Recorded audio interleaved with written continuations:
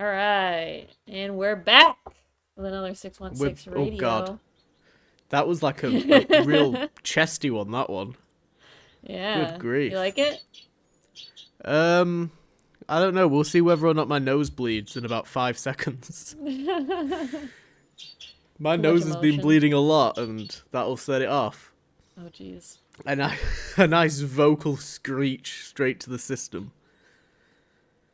That's God, a what good what have you segue been? for what we've been watching. No, no, it's Nosebleeds. not. No, no, no, no, no. Yes, it We is. gotta. Shut up. No, we have to save it for the end. It's your fault. You made the Jesus. segue. It's not my I fault. real. Do you know what? I fucking noticed like as I said it as well. I was like, "Oh, that could work. That works for the topic of the fucking podcast." But the big question is going to be us breaking down Stranger Things season 5, episodes 1 through 4. But we have a few hurdles to get through before we talk about that. So Yeah, so stay where do you want tuned. to where do you want to begin? Or jump ahead? Who knows? I mean, I personally would like to talk about a comic book that I've been reading, You hit me with what? personally. What? Pray do tell, Ryan. What comic book have you been reading? Well, it's a solo series. It's Is Poison it really? Ivy. Yeah. Oh, I had no idea. The lesbian icon Let me herself. open my fucking energy drink before I And the collapse. funniest part is that I'm only on issue 9, and there are 39 issues in the series, Oh and I fucking already hell! have stuff I want to talk about because When it's did been this come crazy. out? It came out, actually, I had that right here. See, no fucking facts or figures ready to go. Unprofessional. No, yeah, very unprofessional. It looks Unprofessional. like It's it not was good. released in 2022 and then Ooh. it ended in 2025. Or maybe it's not over. Okay. No, it's actually still ongoing. Uh oh. Ongoing series. So, yeah, if you want to start it now, now's a good time. I actually Who? think I'm not totally sure on the timelines or whatever, but I think I own a Harley Quinn and Poison Ivy TP that runs into this one, and then this is like after Oh. that, which is very cool. I didn't expect that when I started reading it, but then I was like, hold on, this actually sounds familiar. I think I know this backstory. Okay. Because they Well, always give you DC like the do have little. like one whole canon. Pretty like I'm pretty sure now they've kind of cleaned Yeah. things up a bit. Yeah, it's pretty good. So come on. Well, so it's after Harley Quinn has decided to be a hero, which is Okay. something that's happening right now in the comics. She's trying to be like more of a like on the side of the Bat family. And Poison Ivy has just stopped being basically like this super Mother Nature goddess type Uh person. huh. And so now she's on her own little suicide mission after she's felt, the power of being a god. And her suicide mission is to infect the human race with spores that slowly kill them and turn them into fungus, which is Okay. awesome. Which reminds me a lot of The Last of Us, like with the Have spores you type gained stuff. a But cockatiel? have I? No, I haven't. Oh, there's birds on my TV when I'm What watching. the fuck? I'm like Because I I can put on. hear like a bird in the background. Yeah, my cats were What the stressing fuck? out, and they make a thing called cat TV, so you can have birds on your TV that your cats watch. And my Okay. cats really fucking like it. So, Okay. Fair enough. Carry on. yeah. Anyway, I don't really remember where I was at. Poison ivy's killing people with spores. Yeah, so like in the beginning, she's like on her mission to basically wipe out the human race. That's As you her do. plan. Yeah, as you do. Because she is obviously an eco-terrorist. We know this about Poison Ivy. She believes that like the people are poisoning the earth and that they need to be punished for that. So that's a really cool place to start, and it eventually actually gets to the point where she doesn't want to kill everybody anymore, and she only wants to go after the people who are actually poisoning the earth, like the corporations. So it's become a very eat the rich type story, and I'm very much into Okay. that. Aha, yes you are. You have a track record of that. Yeah. And I've been sending you pictures of like the comic book, all the like covers and like some of the panels are just like the visuals are insane.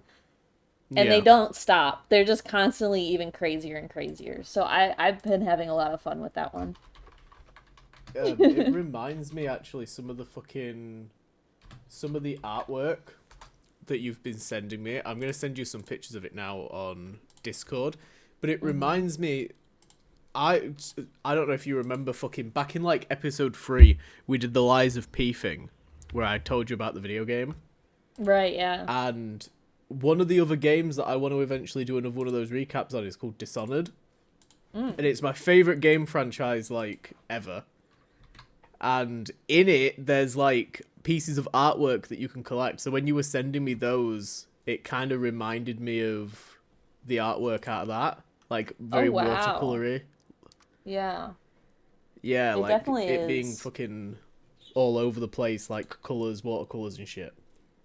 Yeah, and she goes into like these hallucinations, and that's where it really gets super fucking cool. Cause like Mm. everything's blending together and like all the colors are all over the place. Yeah, no, it's really beautiful and that looks fucking awesome if that's in a video game. Oh, you said they were Yeah, paintings that's you collect? yeah, they were like a little side collectible thing. I think in the Mm. first game they were created by like a mad scientist and they were like just regular portraits, and then in the second game they're being painted by a witch. So Oh, that's why they're a little bit more like hypnotic and all over the place. They're like fucking LSD, just fucking interesting. on a trip. But let's good god, please do not. Is that one of my videos? That's one of my videos. I just typed in Dishonored Delilah's art into Google Images and the thumbnail for one of my videos has popped up. That's hilarious. What the Moving fuck? up in the world, for Let sure. me. Just gonna send you it real quick. That's mental. Look, you can see my fucking not actually Ollie fucking channel title. Mental. Oh wow. I've progressed. I've progressed. Anyway, any other comics? That's I took a break from Avengers because it's so Yeah, dense, I and don't this is blame you. less dense. So yeah, this is the only thing I've been reading comic book wise. I've been reading a book, but I don't really want to talk about that right now. That's fine. Um, we did kind of somewhat decide. I don't know how we're gonna do it yet, but we kind of decided that when you do get to Secret Wars, we're gonna try and read it together. You're right, yeah. Yeah, I'm excited. we'll figure that out like when we get there. But I feel like that could be cool, and if we can figure it out, I might end up recording some of it so that like people like if your reactions and shit we can put into the People can podcast. I think that would be funny. people can hear me be dyslexic. Yeah, I can't pretty fucking much. read out loud. Holy shit. Yeah, That's gonna you don't be have insane. to. No, we don't have. You don't have to like read out loud, but I think it would be Right, but cool to I'm like probably get gonna. your thoughts as you go. Well, that's fine. Um, but yeah, and then I've been doing Iron Fist comics. Oh, really? I wanted to get into reading. I think you pronounce it Linley, the Right, yeah. Rivals Iron Fist, Yeah, the and I cooler had one. no idea that fucking he's Swordmaster, like an actual character before like becoming Iron Fist. I was like, that's the reason he's got the fucking Swordmaster outfit in Marvel Rivals. It was a whole Oh. different character and run, and like a hero title that he had before becoming Iron Fist. Did you go back and read that, or are you going to? I definitely want to. I don't know if it was like part of like the Marvel Comics universe properly. I think they might have like retconned it in. I don't know. Um, but I definitely do want to go back and read it because the art for it looks really cool. They've kind of lent into like the more anime manga kind of style. Oh, yeah. So I definitely want to do that. But yeah, I've been reading the Lin Lee stuff. That's what I'm going to call him until somebody corrects me. um, But the I sword that he mean, had in the Swordmaster run, like, ends up getting shattered at some point before this story starts, and, like, the shards get embedded in both of his hands. I And he remember talks about you. Yeah, I remember what? you like sending me the panel. Oh, yeah, they're like fucking jagged in there. Ugh. So that's why, like, in the game he's got like the hand wraps on, because in the comic Yeah. underneath the hand wraps are the shards, and that's, I don't know if they like contribute to his power in any way, but they're definitely like a bit of his character that kind of like adds a bit of struggle, because like he's in fucking constant pain. Yeah, that's his like he's Iron Fist. He literally punches. Yeah. That's like the whole thing he does. So that's terrible. So what I'm getting is that like Danny Rand basically sacrificed the mantle of the Iron Fist, but Lin Lee has gained the ability, has gained like, I think it's oh fucking hell, I can't remember the dragon's name. Xiao Lao? I might have made it That up. I sounds don't know right. what his name is. But anyway, he's That gained sounds like right the to power me. of the dragon, right? But Hmm. I don't think he's beaten the dragon, which is like what the Iron Fist has to do. So Right. I'm not really sure what's going on at the moment. I'm only like 3 issues in. But we've already had like non-powered Danny Rand teaming up with powered Iron Fist, and it's been pretty cool. Like they've been fighting like side by side. Danny Rand is like just a master at martial arts, but doesn't have any of the Iron Fist abilities anymore. So it's been pretty cool. And they've So like, he's got the powers, but you don't think he's defeated the dragon yet? How do they I don't explain think anything so, about that or no. no? That's Let me interesting. have a look, because I fucking sent some panels to my friend because they looked pretty fucking cool. Hmm. And I think they had a dragon in there, but I don't remember like what the fuck was going on. I've been reading this like in between my shifts. Hmm. So I end up like sleeping right after I've read it, and I don't retain a lot of the information.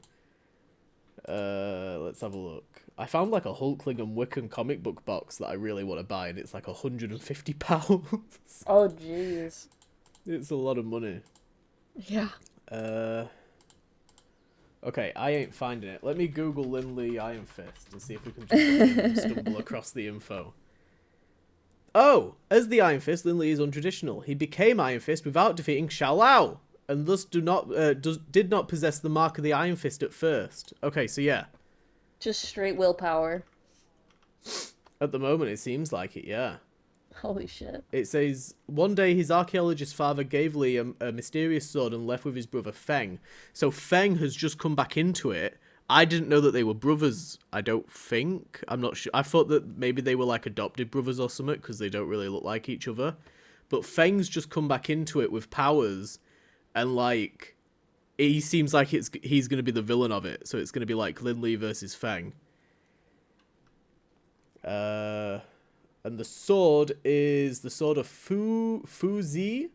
Fuzi. I'm gonna say Fuzi. There we go. I'm now an expert Yay. on Iron Fist. Hell yeah. Now you can really main them. But he's part of the Agents of Atlas at some point, which I believe Luna Snow is part of. Right. So that's Yeah, I've pretty heard of cool. Like, that. there's some links there. Amadeus I've Cho. heard actually that Luna Snow was not just a rival's character. No, she was created for that She Champions thing. Yeah, she existed before that. So, Yeah, no, interesting she weren't stuff. made just for that.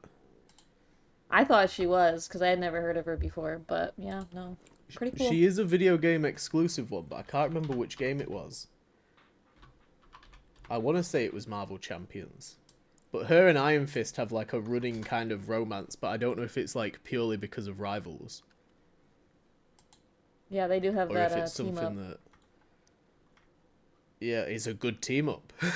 A very good team up. Anyway, what have you been watching? Well, mostly I've been watching a certain TV show we're gonna get to later. but that actually conversations about that TV show led me into watching a movie, which is called Mommy Dearest. Wait, what fucking what TV show? Stranger Things. Oh, okay. Oh, how the fuck did I you get told from you Stranger Things to Mummy Dearest? because I told you that Millie Bobby Brown adopted a child, okay? And Oh, this is just okay. something I've been talking about because she's 2 years younger than me and she's married, she has a kid, right? And people are saying that she adopted this kid because she doesn't want to like have her body change through pregnancy because she plays younger people. That's how most people in Hollywood do. They play people younger than them. And when you go through pregnancy, obviously your body is different, so you can't like look like a kid anymore as much. So these are all Okay. factors I've been just thinking about in the cultural zeitgeist or whatever. And then fucking my roommate put this movie on because this is about Joan Crawford, who was a Hollywood star from like the 20s to the 40s in the 1900s. And she adopted a bunch of kids, but this was about specifically like her first adopted child, Christina Crawford, and like Mm-hmm. their relationship, which I thought it was accurate to like the actual thing that happened in her childhood, but apparently some of the abuse that's depicted in the movie, because it's about like an abusive relationship between her and her mom, um and some of it is like a little bit dramatized for the movie, whereas in the book that she wrote, which she actually wrote in 1978 and Joan Crawford died in 1977, so she released the book a year after her mother had died, and I believe that she was writing it before her mother died. Yeah. So yeah, she doesn't say that any of this physical abuse happened in the book, but she does say that like a lot of emotional abuse, and Joan Crawford ended up in later in life becoming like an alcoholic, and it was just an interesting look into the lives of old Hollywood and like I don't know, children growing up in that environment, which is always interesting to me. Um, And also, there was another woman that was part of like this rise in Hollywood at the same time, Bette Davis, and they had like a rivalry going on, Joan Crawford and Bette Davis. And later on, after the book was released, Bette Davis came to Joan Crawford's defense and said like, "Oh, she was never anything like this. She's a wonderful woman." Basically, a lot of people in Joan Crawford's life denounced the book as being fictionalized as well as the movie. But I believe that some of those people have reasons why they wouldn't want Joan Crawford's image to be plummeted because they're potentially making money off of her still. Um, Yeah.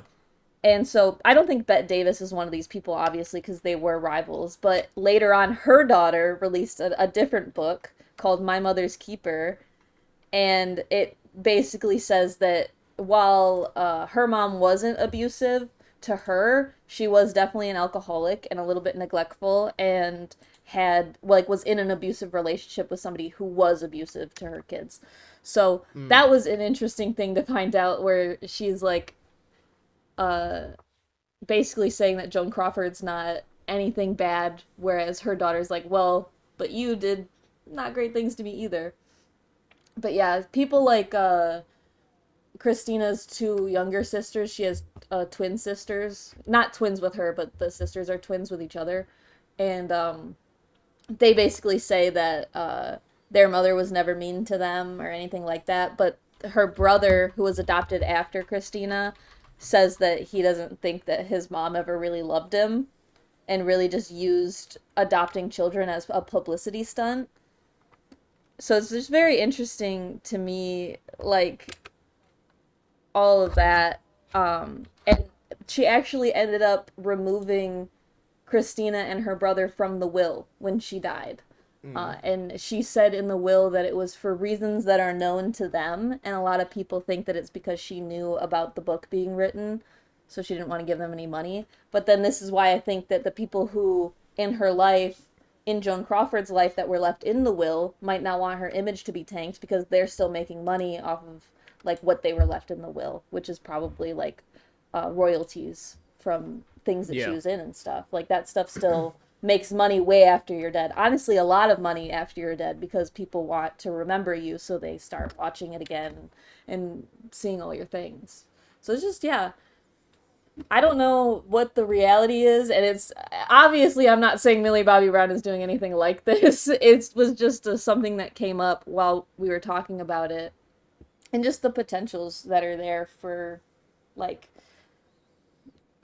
things that happen to kids that we just don't talk about or think about I think just it because is people are interesting, powerful. like, the, you know, like you said, she's only, like, what, 22? Yeah. 21. She So, just she 21. just got old 21? enough to drink. Yeah. It's crazy. Yeah, it is pretty wild, but, like, I don't know, she's in a very, like, she's married into the Bon Jovi family, which I Right. also think is pretty crazy. Like, what a family to marry into. Like, that's a pretty solid, I like, think legacy family for yeah, America. she changed her name from Millie Bobby Brown to Millie Bonnie Bon Jovi, I think it was, and then her like actual name is Millie Bobby Brown, like the name that she uses like when she does her work. Her stage name, yeah. Yeah, basically. So she kept that as Millie her stage Bonnie name. Bon Jovi. Yeah, I think so. I really want to Google That's it now because incredible. I want to make I already sure. love saying Millie Bobbington Brown. I know you do. And now I get to say fucking Millie. God, it's difficult not to say Billy Bonnie Bon Jovi. Do we know what the kid's name is? Yep, Millie Bonnie Bon Jovi, That's the which kid's name. is hilarious. I feel like What's Bobby the Bon Jovi still sounded fine. I don't know why she had to Bobby change her Bon middle Jovi? name. But Millie Bobby Bon Jovi. Yeah, Millie I don't know Bonnie why. Bon Jovi. Bobby and Bonnie. I don't know. Maybe it's just to like give a more of a like a. I don't know. It's just not that different, so it's interesting. Oh, I thought Bon Jovi was like, because fucking Bon Jovi as a stage name is like two separate things, isn't it? Yeah, I didn't realize it was also just one whole name. yeah. What do we call the kid? What's the kid's name? I don't. I don't know. What is this tiny Bon Jovi? Baby name. Baby Bon Jovi. Just baby Bon Jovi. We don't know the baby's name. I don't know the baby's name. The baby's not important to the story. Actually, it is very important to the story. Is the whole I point mean, of the it's the story. main reason about it, but I actually don't think that they have announced. Oh, Jada! Maybe? No. That's something else. Okay. I don't know. I can't find the baby's name. Anyway, um, even though you've opened up a fantastic opportunity for us to segue, I feel like I need to bring something else up because you mentioned the Bette Davis and Joan Crawford feud, and there's a TV show Yeah, called I've Feud. heard of Are you gonna this. watch it? I kind of want to. You know it's a Ryan Murphy show, right? Is it actually? Oh my god. This was during the peak of. No, it weren't during the peak. This was during the back end of his That American Horror makes, Story why fame. does that make so much sense, actually? It's on FX, and he was doing all of his American Horror Story stuff for FX. And as you can imagine, the cast of Feud is littered with American Horror Story cast members. That is Like insane. Kathy Bates is in there from Misery. Sarah Paulson's in it. Jessica Lange, who's fucking legendary for American Horror Story, plays Joan Crawford. Oh Alfred my gosh. Molina's in it. Doc Ock. Doc Uh, Ock. yeah, Stanley Tucci is in it. Catherine Zeta-Jones is in it. And then I also spotted Jackie Hoffman, which you probably are not going to know her name, but as soon as I saw her, I was like, fuck off. It's the principal from Grease Rise of the Pink Ladies. Insane. Oh, actually? That's Yeah, cool. exactly. You got to watch it. Apparently. It's 8 episodes. So Yeah, that's I not reckon you bad. can. Oh, and Russell Tovey's in it as well. I like Russell Tovey. I didn't know he was in there. Yeah, This has got like Ryan Murphy fucking written all over it. It's crazy. And I don't think it's gonna be accurate at all to like what happened. I'm sure there'll be like sprinkles of accuracy, but considering like how Mommy Dearest wasn't really the most accurate, like Christina herself has said it's not really accurate, even though she still helps promote the movie. She doesn't think that it's accurate to her book at all. So, you know, it is what it is. Well, from Millie Bobbington Brown to Millie Bonnie Bon Jovi, she has been rumoured to be eyed for the X-Men, Ryan. Oh, wow. Before we... I've just realised I've completely missed out the Running Man. We'll look back round. Uh, We'll get back to um, it. yeah, Millie Bobbington Brown. It's the latest rumour for the X-Men. I mean, we've got fucking rumours left, right and centre when it comes to casting for the X-Men. Like, Patrick Schwarzenegger is meant to be rumoured for Cyclops. So... But that, like... I don't know. Him being rumoured for Cyclops, I'm pretty certain he's, like, 30? And if she's, like, a decade or almost a decade younger than him, maybe they are going to go, like, early 20s. Yeah, Patrick's 32. Interesting. He's in Gen V. I didn't know that. Yeah, he is. He's I only know in him one from that Bay episode. show. Actually, that's a lie. He's not in one episode. He comes back. Spoilers. We'll get there. We'll get there. Yeah, because we've definitely watched The Boys recently. We'll get there. I'll make you. It'll I'm just take playing a the couple long of game, years. man. I'm playing the long game. We'll get there. Anyway, who do you reckon? Who's your fan cast for Millie Bobbington Brown when it comes to the X-Men? If you had to pick, you know, who she's going to be playing. Well, I hope that it's not Jean Grey Why? because she plays basically the same character in Stranger Things. Yeah. So as like I'm sure she'd do fine in the role. Obviously, we've seen her do the same thing in Stranger Things. I don't think she would want to do that.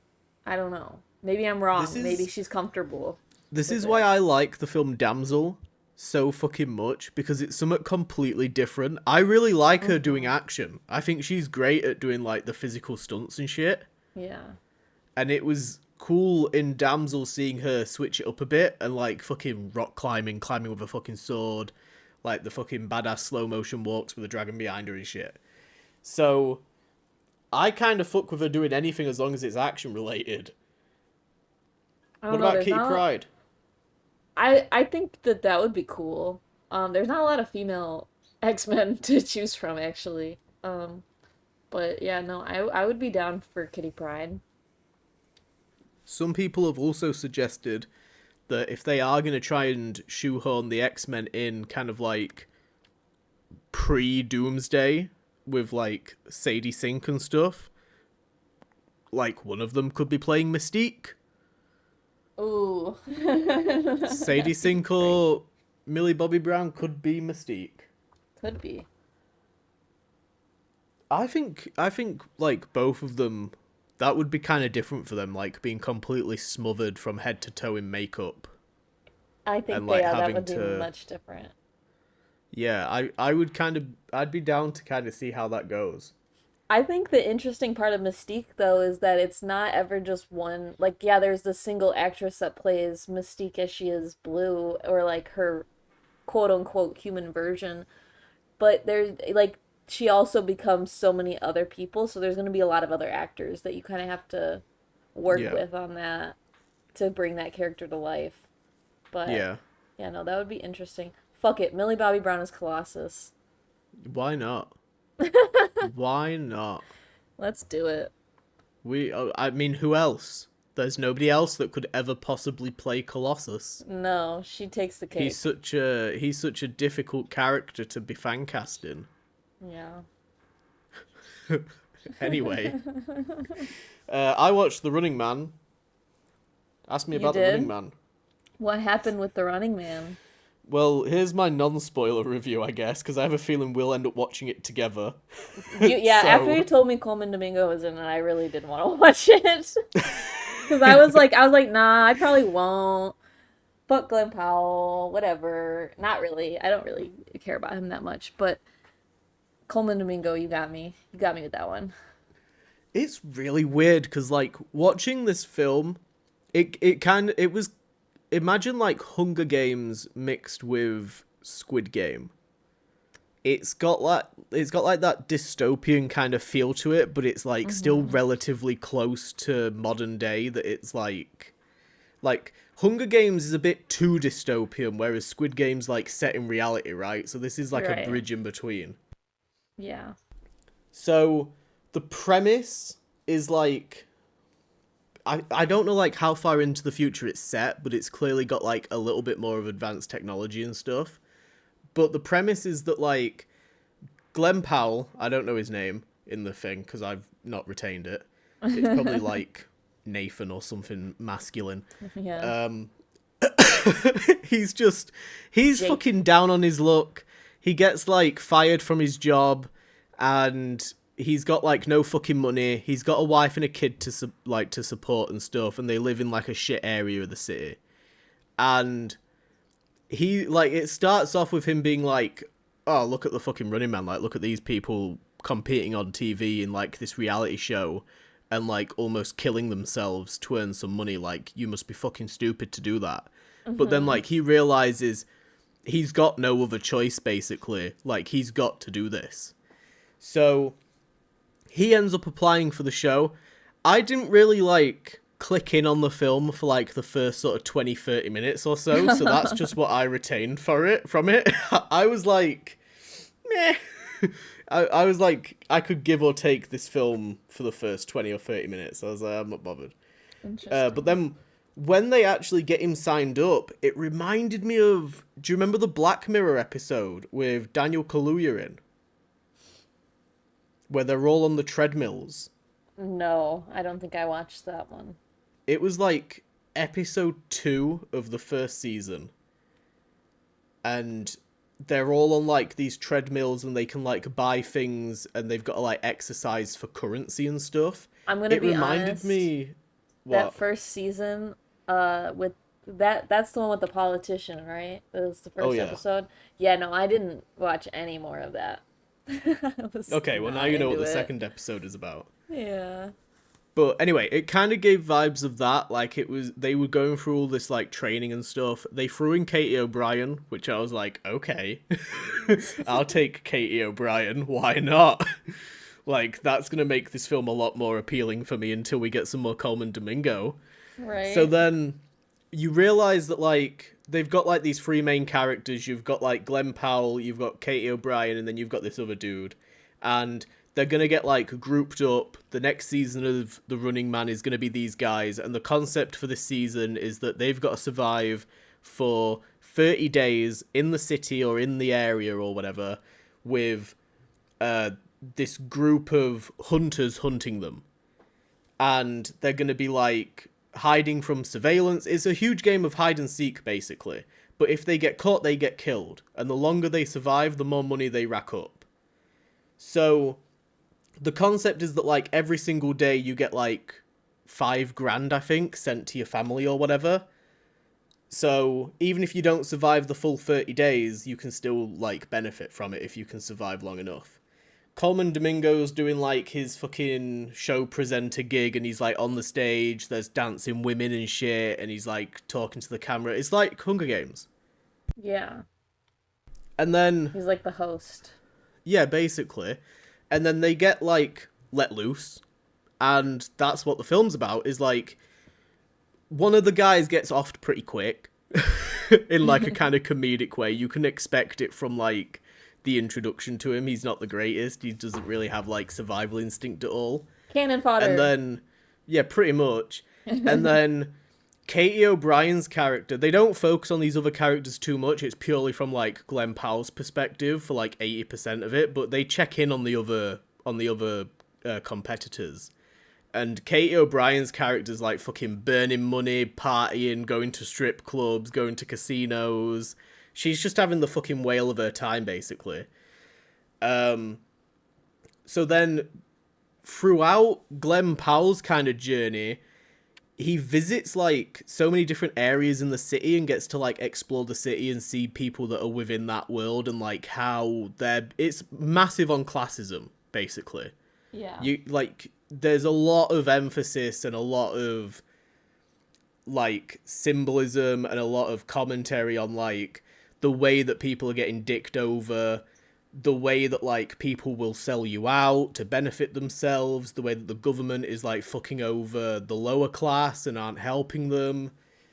And then like, there's like just little bits of like everybody in there. Like there's fucking adrenaline junkies, there's like fucking people in disguise that are like following him around, there's like cameras on him constantly, people like snitching on him and shit. Yeah.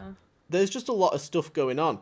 Like surveillance state, kind of like Pretty much, yeah. everybody's got a camera at that point, right? But it is your typical action film. There's like some action chases and stuff. There's him taking out like a fucking building at one point. He ends up like meeting Michael Cera. Okay. Frank from Shameless is in this film. In this film. I'm said in the show. Old Frank Gallagher makes it in here. He's still got an acting career. Lovely. Old William Macy.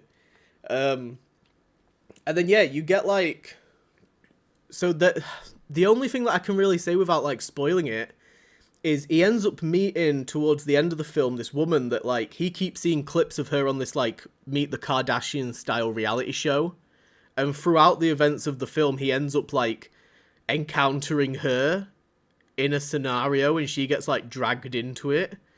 And there's like this kind of, not, they don't blatantly say it, but he's like, she judges him for being on this reality show and being this person, and he's been judging her for being on this trash reality show. And there's like that acknowledgement like, holy shit, we're actually the same. Because we're both selling our souls for money on like reality TV. And then it comes to like this big showdown, and you get the end of the film, and Coleman Domingo has his moment.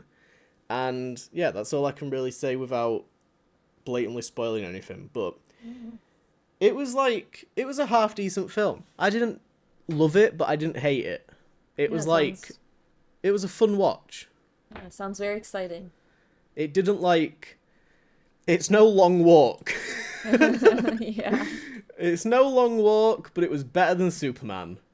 So not emotionally compelling, but an adrenaline-based kind of. That's actually like probably a good thing to kind of describe how I felt about it. Yeah, I wasn't really like emotionally that bothered about it. I thought some of the things that they spoke about during it was pretty interesting. Right. And when I realized that's the route they were going down, I was like, oh, this is an interesting fucking film. And like quite on the nose.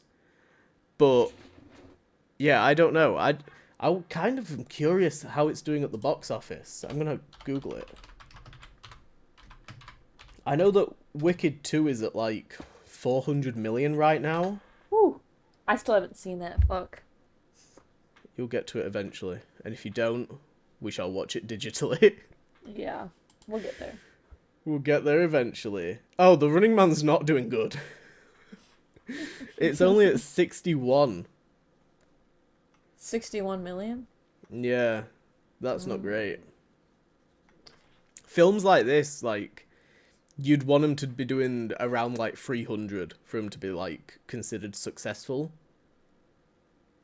But anyway, Josh Brolin's in this. Some of those action movies just don't do as well as they think they will. And there's been like quite a bit of question about Glenn Powell because, he was in, what was it, Top Gun Maverick? Was he? I don't know I've seen him in like an Air Force outfit. Maybe. I'm gonna have to fucking Google it now. Maybe he was. Did he have a mustache? He was. No. Oh. Well, then why the fuck don't I remember that? That was Miles Teller that had the mustache. Yeah. So, everyone kind of assumed after Top Gun Maverick that Glenn Powell was going to be like a next big A-lister. But afterwards, he was in Hitman. My voice is going. He was in Hitman, which was like a bit of a rom-com action film. The Running Man, a film called Anyone But You, and then Twisters, which I think Twisters did pretty good. Wasn't that Anyone But You with like Sydney Sweeney? Oh dear. Yeah. Oh. That probably didn't go well for him. It might be out at the moment. Oh no, it came out like a year and a half ago. It was Sydney Sweeney. Interesting.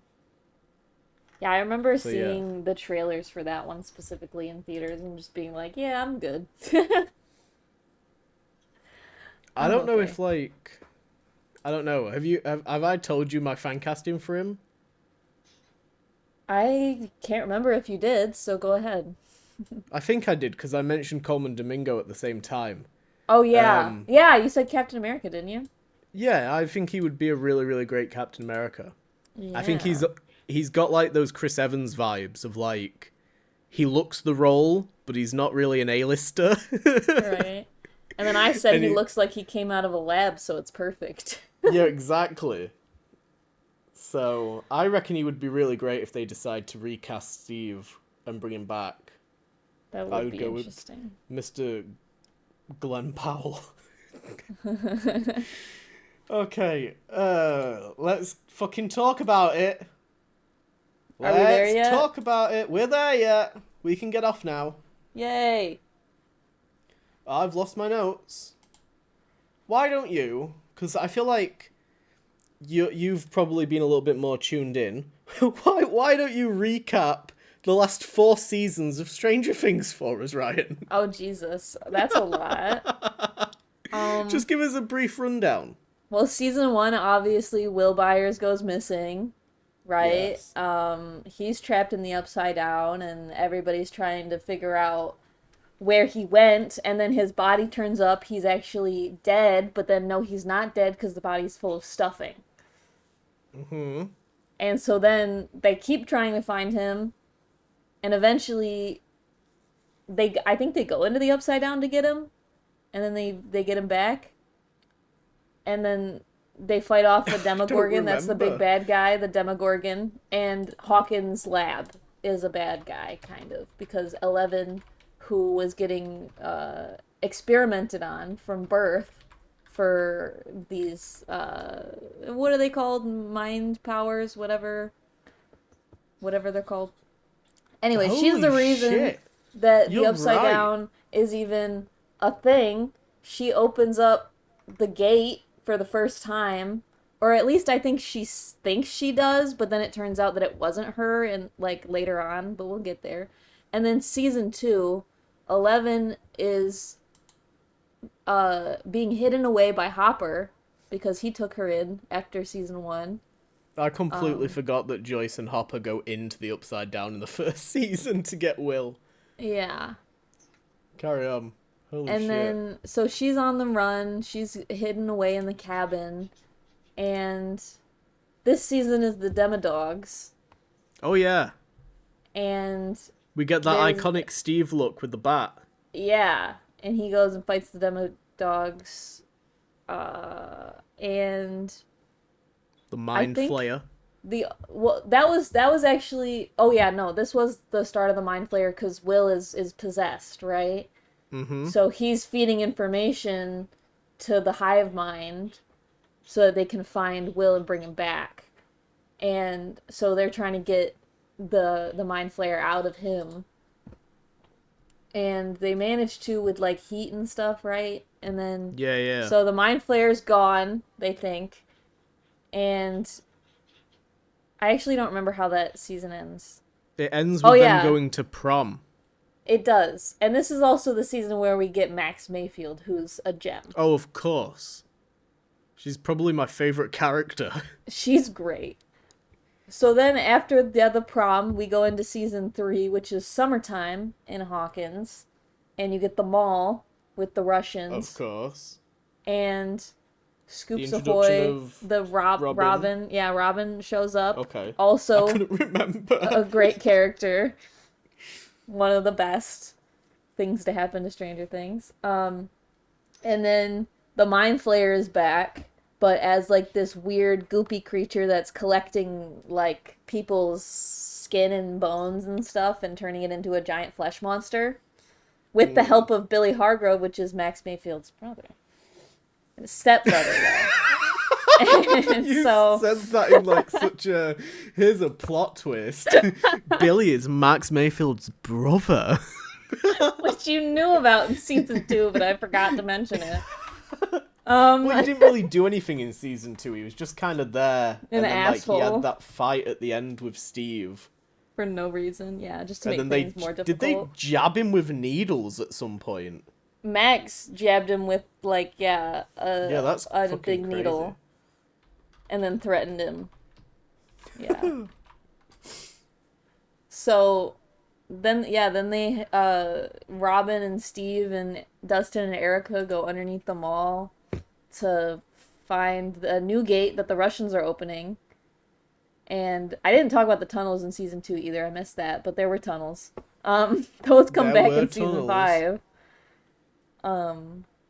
But yeah, so they don't manage to close the gate. Instead, Hopper goes to close the gate with Joyce and Murray, who we met Murray this season too, didn't we? Or I no, think that was so. season 2 as well. Oh, really? Yeah, cause Nancy and Jonathan go to meet him because he's like a conspiracy theorist nut. So they get his Oh, help okay. for because Nancy wants to take down Hawkins' laboratory because Mm. they're still running even though they did all this terrible shit to the town. Oh, So they I managed to just do that. realized the mind flayer when he's like collecting people, he's like creating a physical form, isn't he? Yeah, yeah, that's what's happening. Ah. You just See, I didn't realized really that. pay. Well, I didn't pay attention to this season because when it came out, Stranger Things was like massive. This came out like peak Stranger Things. And I just stuck it on in the background and was like Right. binging the whole thing at once. I was not Yeah. paying attention to it. I think that happened for me too. Like I binged it all, but yeah, no, I definitely paid attention too much. Oh, you So get the yeah, fake out death at the end with Hopper. yeah. So he dies in the explosion to close the gate, and then they defeat the Mind Flayer with a bunch of fireworks or whatever. And so that's He dies over. until the And end then credit scene. yeah, what was there an end credit scene? Okay, yeah. So Yeah, there was. he's in a Russian prison for season 4, and he gets tortured there a little bit. And they actually have a Demogorgon, which is Yes, crazy. That was the that's one of craziest my scene ever. fucking. I love season 4 so fucking much. It was I good. love like all of the little stories that are going on make so much more sense to me than like the fucking smorgasbord of dead bodies that the Mind Flayer was putting together. Meh. I I like understood the it. lore. I love the lore that's like they fucking delve into Henry. They delve into Victor Creel, They who's played do. by Robert England, fucking Freddy Right. Krueger. Is that? Oh, interesting. Yeah, like what a like he's a fucking legendary horror villain, and like to get him in Stranger Things is a pretty cool Easter egg. And yeah. Nancy and Robin. And the Henry Creel storyline gets you really like really confused because you don't realize. Well, I mean, I think I did realize it a little bit early on that Henry was the one doing it, and that he was Oh, I also didn't. one. It They just had kind of me made fooled. sense. But yeah, that all comes to a head. That was a really good payoff though. Like with all the little Easter eggs and stuff that they were adding. I was like, Yeah. clearly it's not the dad. That was the only thing I didn't I don't think I realized that Henry was one, but I did realize that Henry was the Oh, one doing it to the family. oh yeah, no. That's what I meant was like I didn't realize that fucking Jamie Campbell Bower was playing like old one. Yeah. I thought that like how they revealed that was like really really cool. But no, I And he feel like just when they seemed were doing like the an flashbacks, orderly it was too. He didn't obvious. seem like one of the experiments either. That was the coolest part. And Yeah, then you find out that this guy who's been in the background is also the bag. Like it was just a really good payoff. What we else? get Oh yeah, the introduction of the fucking what is it like the levitating and then the limbs cracking. yes, yeah. He starts killing people from the upside down, which is crazy. Yeah, Well, that he's looking was. like a fucking shaven mole rat had sex with a Grinch. Oh my god, yeah. And his facelift in season 5 is next level. Yeah, they Next level. cinched that waist.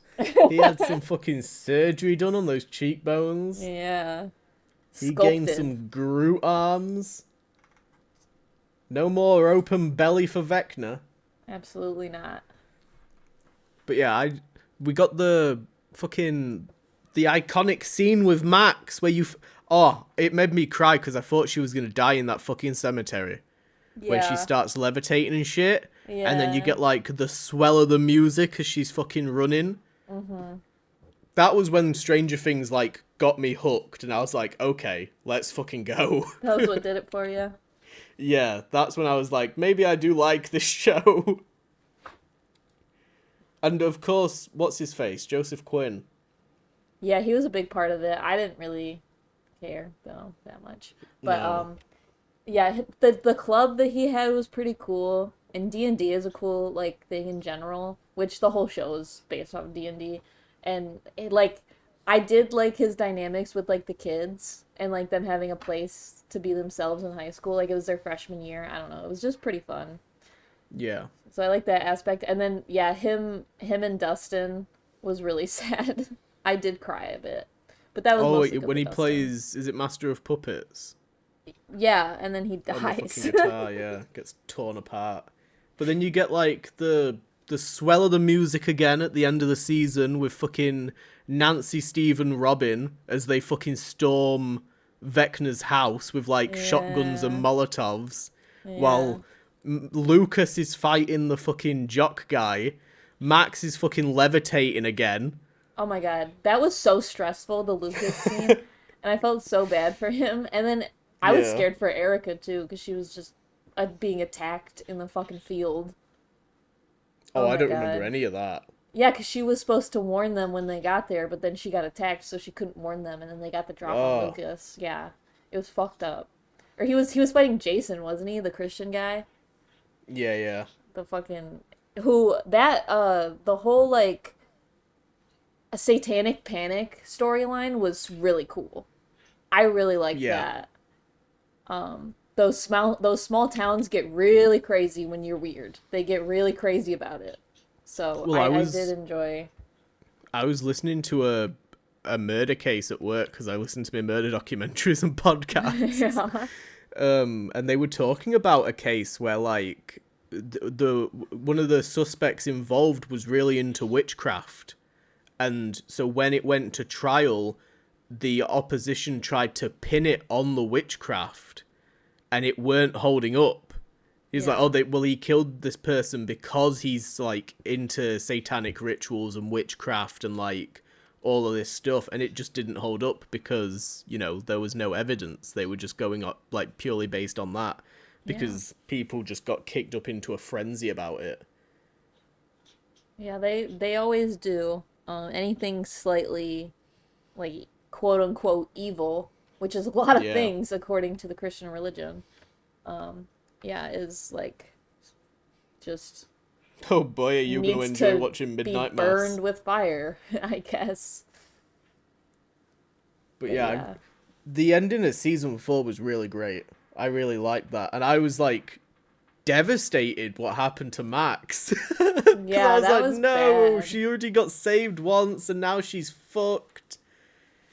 I was And worried that like we wouldn't see her again, and I'm glad that that was one of the like best scenes that they did at the end of that was fucking 11 when she's like tapped into that like void version of the Upside Down. Do you know, like when it's all black yeah.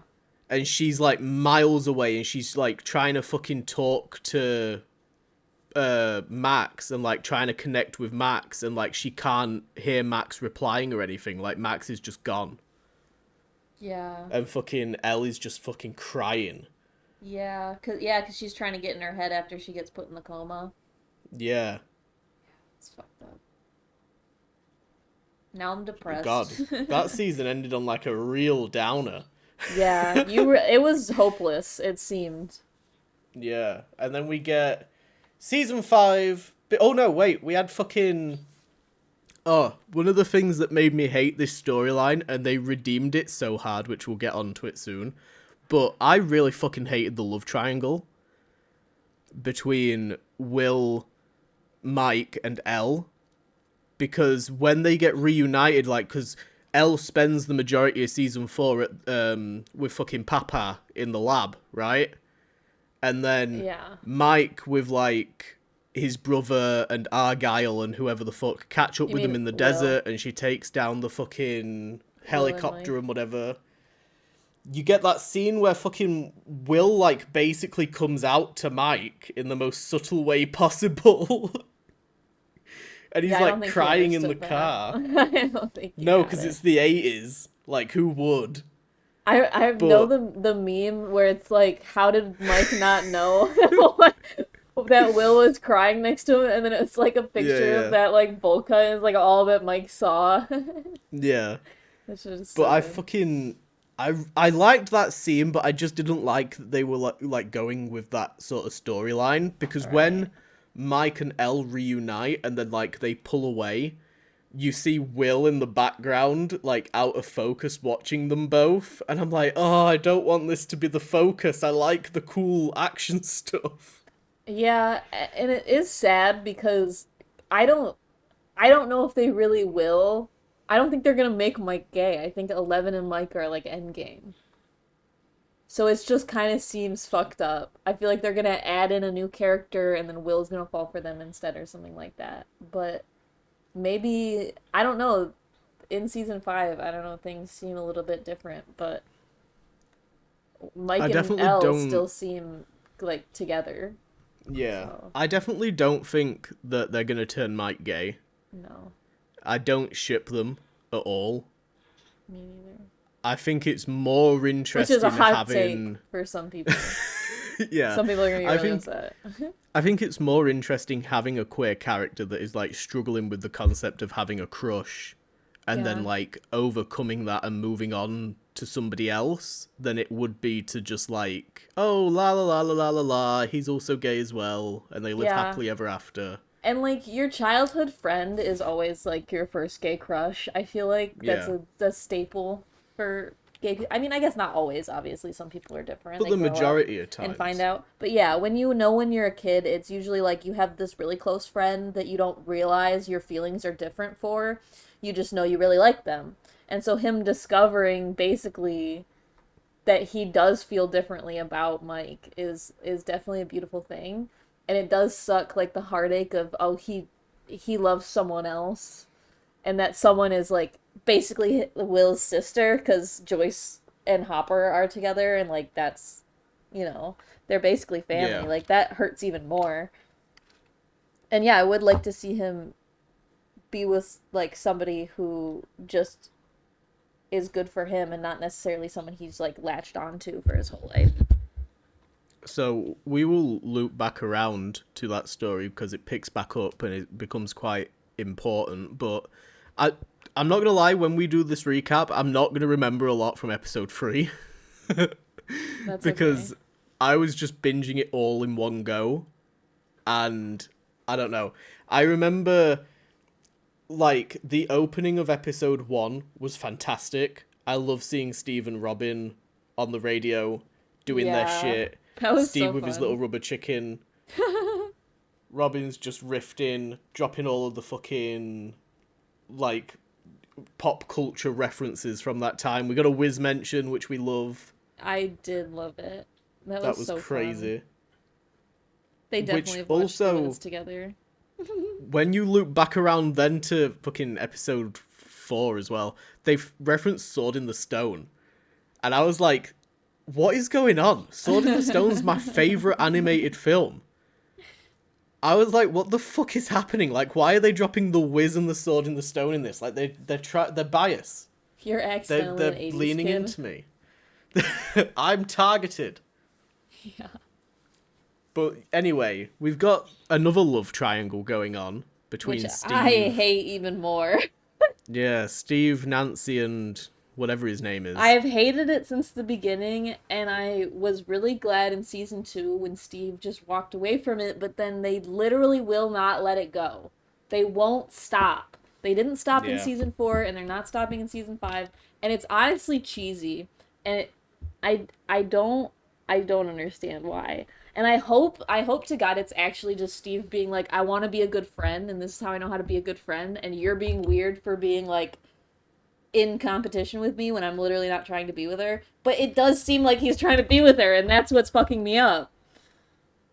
Yeah, I agree to like an extent. Like, if it was anything other than them climbing the pylon, when they were climbing the pylon, then it seemed like he was trying to be competitive, but I couldn't tell if it was like for Nancy or if it was just for like fucking Steve's ego. Because Right. that's what Steve's like as a person. He is competitive. Yeah.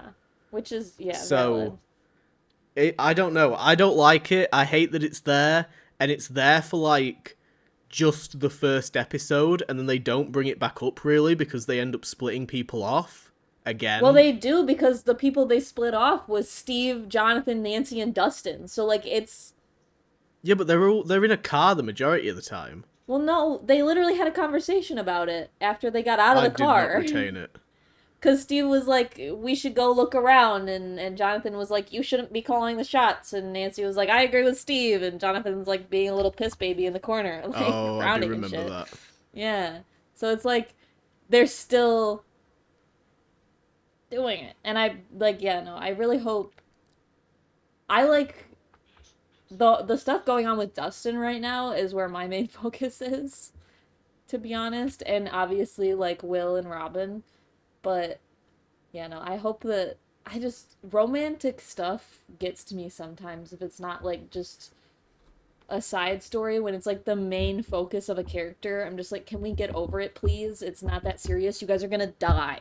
You guys are literally going to die, and you're worried about who's dating who. What is going on? Yeah. Let's So, focus. what's your opinion on the kind of character development that Dustin is going on right now? It makes me really sad, but I understand it in a way. Like his friends want him to just be honest or also to like and it sucks cuz like I think his friends are wrong and I agree with Dustin that like he should be allowed to be himself and like Hellfire Club it was not the like problem. It was obviously the problem is that people are bigoted and also like super adverse to anything different and Dustin is a very different kid. Like he's always been different. Yeah. So him having this thing that makes him feel like being different is cool and not like um fucked up thing being destroyed in front of him while his also someone he looked up to just died and everyone thinks he's a monster. Like that's kind of hard to deal with and everyone's just like stop picking fights. It's like he's also not the one picking fights. These people are assholes and like literally bullying him. Yeah, I do agree that like the way that they handled it at the start of the episode with like because he came in dressed like Eddie as well, wearing Yeah. the Hellfire t-shirt and stuff. Like he And wants to like take his he's place. I think he was always meant to take his place too. Like yeah, if Eddie hadn't died and had instead graduated, he would have left it to Dustin 100%. yeah. And I didn't like it was a well done scene, but I didn't enjoy watching the cemetery scene at all. No. I could have gone without seeing fucking whatever he's Gaten Mazzara or whatever his name is getting the shit kicked out of him. I think he fucked him up. Oh, he did a great job, but But like like 4 also against 1 is crazy. like what did he throw at the dude? What did I he don't know. like? He said something It beforehand, like had there to was a be D and like D reference, but then it seemed like it didn't seem to do anything when he threw it. well, it was supposed to like mess with their eyes, which their eyes did get super red. So I'm sure that it was just irritate like something like Okay. alcohol or something irritating. I But thought that yeah. that was a little bit cheesy when he was like doing the smart like the snarky smart guy monologue and then he threw it but then Yeah. still got his ass kicked anyway. There were like a lot of cheesy moments this season I noticed a little One that I'm bit. gonna bring up a little bit later I thought was fucking hilarious and you might be able to guess it but we'll talk about it when we get there. Okay. Um but yeah, I don't know. I will admit that like watching everything play out, I did get frustrated with Dustin.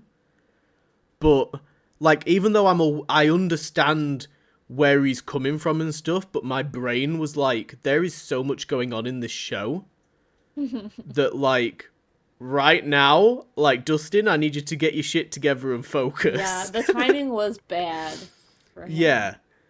And And Steve like I said said, as much when he showed up. He was like, "Today is like the one to miss, bro. yeah. Like there's no way." But he's like literally like blood all over the face. So like can you really be mad at him that much? But, like, why did he even go at that specific time to the cemetery? Like, if they were on a time crunch anyway, to save the fucking world. And he's like, oh, well, I'm just gonna go and clean up this dude's grave, which I could do at any time. Yeah. I was just like, no, it's just a choice that's frustrating to me. I was like, yeah. I mean, maybe he I don't didn't know. exactly expect the crawl to, like, this specific crawl to be as big as it was, but he was, like, one of the main people being like, we have to stop Vecna, like, we can't give up. So at the Yeah. same time, I'm like, you should know the stakes of every single crawl that you do, right? If he wants Vecna gone for being the death of Eddie, then, like, he should have been there. That would have been his focus, I feel like, yeah. Yeah, exactly. So, I don't know. I just thought that in particular was frustrating, and then, like, I don't know. I saw some people saying that the way that Steve was talking to him was a bit out of line, but I feel like they've always had that kind of rapport with each other. Yeah. So That's I don't true. think Steve necessarily changed anything different. It's just that Dustin's not in the mindset for it. Right. Like, all of the season 4, he was doing the same thing. Yeah. Because Dustin's a little shit. I mean, we all know it. That's why we love him. He's Yeah, smart, yeah. and he's a smartass. Which is, like, cool. Like, it's fine, and it's funny to watch, but, like, that does kind of get annoying sometimes. I won't lie. Plenty of people have told me to shut up. Yeah, shut up. Yeah. Jeez. Shut up. Alright. Shut the fuck up. Who even Alright, fucking brought you onto here? Silent treatment for the rest of the podcast. Yes! It's all Oliver. This is all I've ever dreamed. Holy shit. I'm going to now open up a slideshow on 100 reasons as to why I hate Mike Wheeler. Okay. I'm actually willing to sit and listen to that. No, but he probably is my least favourite character out of, like, the core 4 that we started off with. I feel like this season he's a little less annoying, but I feel like that's just because he hasn't had any, like, main character moments. But every other season I've been pissed off by Mike Wheeler. Could you tell me a single thing outside of, like, season 1 that he has actually done that's useful outside of just being Elle's boyfriend? No. Exactly. I cannot. I feel like he never does anything. I can't think of a single thing he does. He's kind of just, there He's for just moral there. support, I guess. Even in the first season, he's only there to build up the connection with Elle. I mean, also he's worried about his best friend Will. Oh yeah, Which real him and worried. Will are, like, best friends. Is he that worried? Maybe. No motherfucker seems to notice anytime that Will starts to spiral out. Like, as soon as Will goes into, like, some sort of seizure state. And presumed dead. Before he was missing and presumed dead. Now he's just fucking having seizures and shit. At least he's alive. But, like, even when he came back from the Upside Down and they were, like, realizing that he was still tapped into the hive mind and shit, I feel like if it's only been, like, 2 years since that happened, if I fucking noticed that dude tweaking out in the corner, I'm like, guys, hello, fella over there. You know, Also, like, his fucking eyes are rolling back and he's sweating and shit, and now he's on the floor. Someone why grab do him. people think that Will is possessed by Vecna? That's a thing I've seen. I missed that because I at no point did I think, oh, he's possessed by Vecna. Oh, okay, so this might be because... Okay, trigger warning. This might be because of Harry Potter. Okay. Because, so they do a similar thing in Harry Potter, right? Where, because Voldemort... We didn't get onto it in the films because we stopped after 5 because it peaked at 5. But after 5... they introduce Horcruxes where, like, Voldemort can put pieces of his soul into items and into other living things and stuff. And because a piece of the Horcrux is inside Harry Potter can see some of, what Voldemort's doing, but at the same time, Voldemort can, like, hack into Harry, right? Oh, okay. Interesting. So I think that's where the general concept is coming from of, like, if they're shared and part of the same hive mind, and Will can, to some extent, quotation marks, control a Demogorgon, or like whatever. Maybe Vecna's doing the same thing to him. Interesting. But I Yeah, think it and I proved mean, at the end of the show that's at the end of episode 4 that that's not the case. yeah, I don't think so, but it could also be like because they showed the scene where he's getting the mind flayer put into him, Mm. right? But the mind flayer, like, obviously disconnected from his body, so like they said, maybe he's got a little piece of it still in him, and that's what's connecting him. But I do think his willpower will be stronger than Vecna's, and I don't think Vecna has control over him right now at all. But yeah. I think it could definitely lead to some sort of scenario where it is maybe like Elle, and we'll get there eventually, but Elle and 8 versus Will. Ugh, that But would suck. I don't think that's going to be like the final thing. It might just be a step along the way. Oh yeah, I forgot that we got the reveal that it was 8 and not 1 in the military compound. That was I was fucking getting there awesome. slowly. I was building to it. That was so you didn't exciting. you didn't mention 8 during your recap, and I was like, well. Yeah, that was all the way back in season 2. Yeah, they went full X-Men with it. Yeah. They were like, we got all the kids. Which All I the fuck kids of with. these abilities. Also, Holly, I believe Mm-hmm. that's the same actress that has played Holly in the whole show. Oh, that's impressive. You might want to look that up. I might have made it up, but yeah, I think so. I'll have a Google. Might want to fact check me real quick. Sometimes I Um, just say things. Who is the actor for Holly Wheeler? Nell Fisher. Oh no, she's been recast for season 5. Okay. Look at me. I'm wrong. Holly was portrayed by twins for the first 4 seasons. Oh. But That's interesting. They do that quite often with like babies and like child characters. They get twins to play them. Well, yeah, because they can That's only use them interesting. for so long. Yeah. So anyway, the end of episode 1 branching into episode 2 was like my fucking turning point. I was like, okay, I gotta binge watch this thing. Because that shit at the start of episode 2 was brilliant. That was like my Max Mayfield moment of like, this show is sick. What? I thought they were gonna kill Holly. Oh, yeah. Like when, 'Cause that Demogorgon comes through her fucking ceiling. I thought he were taking her entire foot off. yeah, that was...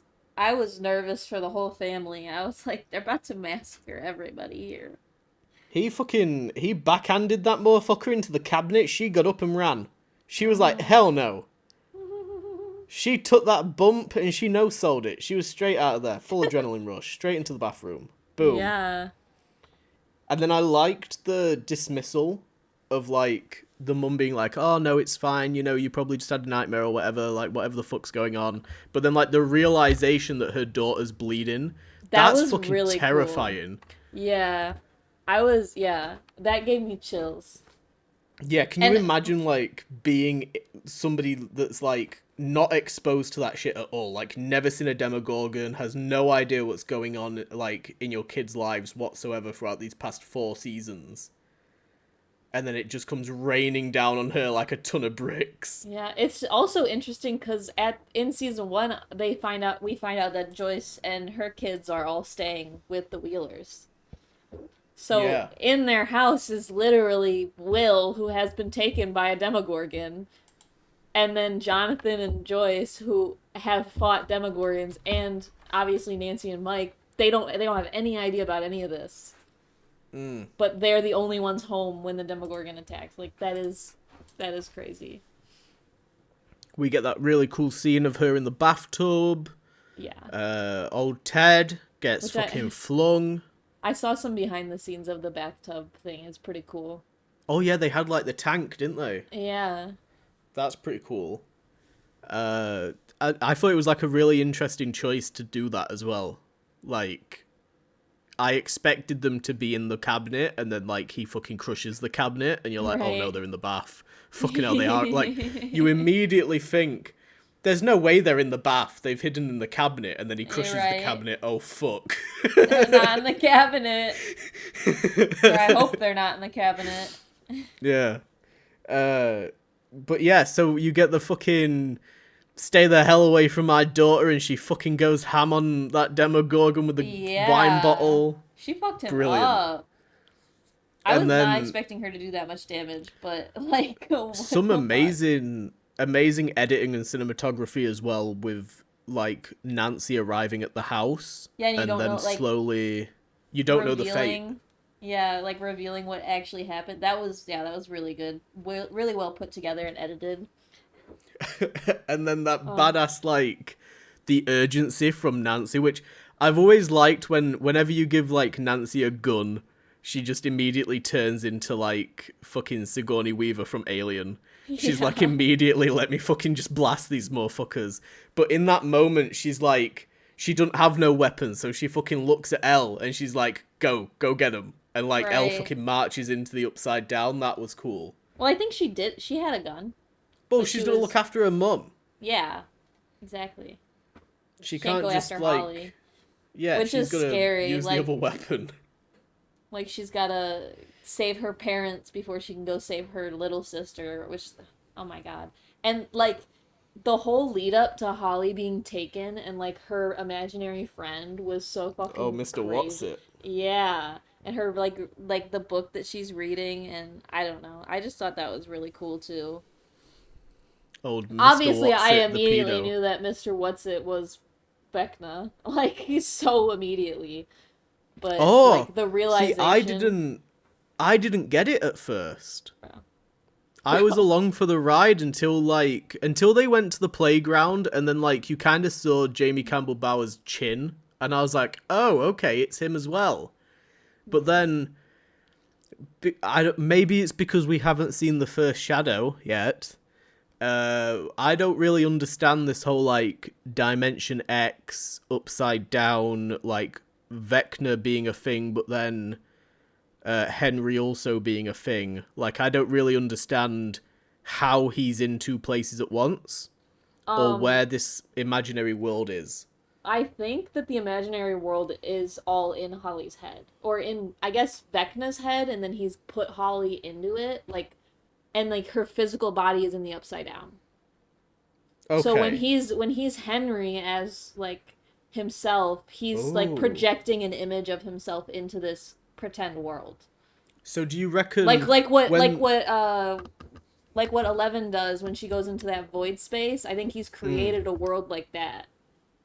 So do you reckon when they break through that wall, because that I feel like that wall is the mountain that Max is hiding in, right? Well, Will was drawing what's behind that wall, I believe. Or Yeah, actually, so it showed you like Holly and the other kids like hooked up to the same thing that he was hooked up to, right? Like the right. spire with the thing in the mouth. Yeah. So I'm assuming that like in there is like the upside down version of the Creel house? Or did they get rid of that in season 4? They didn't get rid of it. It should still be there. But I just don't know. I think that they did cuz Dustin did his triangulation thing where he said that the wall was actually encircling all of Hawkins and that there's a center of it and it's Hawkins' laboratory. Do you remember this? I think that might be. I think Hawkins' lab is where he's actually at. Fucking hell, I lost you for a second there. You like lagged out on my end for a Damn it. second. Well, I I didn't get said anything until you said Hawkins Lab. Dustin did his like little math thing and he triangulated that like or not yeah, he triangulated like 3 points of the wall and he found out that it was like a circle and it all meets in the middle at Hawkins' lab. Do you remember that? When he does it on the Okay. map. So I think Yeah, he's at yeah, yeah, Hawkins' I've got you. lab. Okay, that would make more sense to like finish the show where the show started, I guess. Yeah. Because I Okay. think the Upside Down is only Hawkins because it's like the Upside Down is all created by Vecna. They told you that in season 4, basically. That's why Yeah. he's connected to everything. He's the reason that any of this exists. I'm not sure if like the Demogorgons he created or if it's like they were there before and he just took control of them. I'm not sure how that all works. I'm sure we'll get I some think it showed you information that in later. season 4. They did. I feel like I remember seeing like a Demogorgon like transformation when he first falls in, because he falls into Dimension X, which is Right. where it gets confusing for me. And then I guess the Mind Flayer is already there, but he turns it into the spider thing because he likes spiders, right? Right. But I feel like there's also something in there and he turns it into a Demogorgon, but I might have made it up. Interesting. Yeah. So. It's very like Godzilla X Kong, like Hollow Earth. Like this entire dimension existing somewhere. It's giving me Hollow Earth vibes, and I don't know how I feel about So it. maybe he dropped the wall so that he could only control what was within this limit. Like maybe he can't do like the whole Like a dimension. WandaVision thing. Yeah. That's what maybe, yeah. He's got like his own hex, and then if you Yeah. break the walls down, he loses his control. Well, I don't know about that, but maybe. I don't know. I wasn't I going don't that know. far with it, but you could be onto something.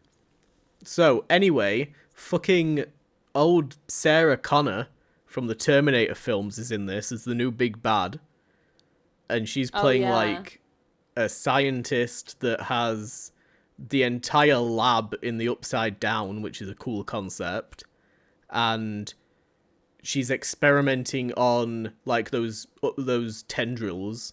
You don't think that the military lab is Hawkins' lab in the Upside Down, do you? No, I don't think so. Think they're different? Okay. That's what I thought too. Yeah, it looked like just a temporary like installment that was on the opposite side of the Mac Z. Right, yeah. So True. that's kind of, I assumed that it was just the opposite side of the Mac Z. Um but yeah, anyway, you get like that confrontation, like that showdown between her, Hopper, and 11, because Hopper and 11 are in the Upside Down at this point. Yeah, and they got that weird thing that's taken 11 out, like, over and over again. Like the That's noise really thing. interesting. I was like, okay, this It's is gotta a be a weird frequency tangent. thing. This is a weird tangent that we got to go on, okay? But do you remember Okay. that I brung up Murder with My Husband during the Ed Gein thing? Yes. So, the woman from that, Peyton, has her own channel and does true crime or like mysteries and stuff. And she recently did one on like the true inspiration for Stranger Things, like the conspiracy theories and like happenings that have inspired the Duffer Brothers. Right. Like the MK And Ultra stuff. yes, she did all of that shit. So she mentioned like during one of these stories that like the lab that Hawkins' lab is based off of, there was like a mind wipey thing going on. There was like something there that was apparently, there was like a radio tower or something that was dampening telepathic signals Oh. and preventing like these apparent telepaths that are in this recounted story. Like this dude that used to work there apparently published a book and was claiming all of this, that they were experimenting on telepathic people. But there was a pylon at like the thing that was the inspiration for Hawkins' lab, and this pylon was giving off a signal that would dampen the telepathic abilities of these people. So I thought it was really interesting after listening to that. I was like, holy shit, they put that in the show. Like Yeah. they have this dampening like sound thing. I think it's a frequency thing. Yeah. It's really interesting. It And is I'm really. curious if that's like how, I wonder if they're going to delve into like how they figured that out. Like how have they, I guess from just testing Maybe on they'll 8 figure out maybe. how to use it against Vecna. Maybe that would be good. Using like, your enemy's weapon against your other enemy. Yeah. But yeah, we get that like right after the confrontation. She ain't dead, old Sarah Connor. She got like fucking smacked around by Hopper. Yeah. And then we get like a Hopper fake out death moment again before he returns and lets Elle come across 8. 8's back. Yep. 8 Little is old 8. back. Which, what were her powers? God, I don't remember. I feel like I remember like butterflies. Did she like manifest like holograms of stuff? Could she Gonna create be like honest, I have illusions? no idea. I'm I gonna don't Google. remember. I remembered when they showed Fuckers. it, like I was like, oh yeah, that's right. They did have that arc where Elle ran away and like met a bunch of people, but I couldn't remember the actual story that Oh. happened, which is Okay, so sad. yeah. She's got 8 has the power of mental illusions, capable of making you see projections, which includes doubles of herself and other people that aren't really there. She can Mm. also use the power to render herself and anyone she chooses invisible. Oh. Well, those are So those are that's pretty helpful cool. powers. Yeah. No shit. My cat's punching Um, my TV. Call back to the cat TV. He's like literally hitting it. Please stop. he wants those birds. Bro, he's gonna knock it off the fucking TV stand. Knock it off. Stop it. Please. Thank you. It's freaking him out because he can't grab him. He can only hit it. This is the downside to your cat TV. Yeah, it is. What happened after they? Oh, we get the big showdown at the Max Z.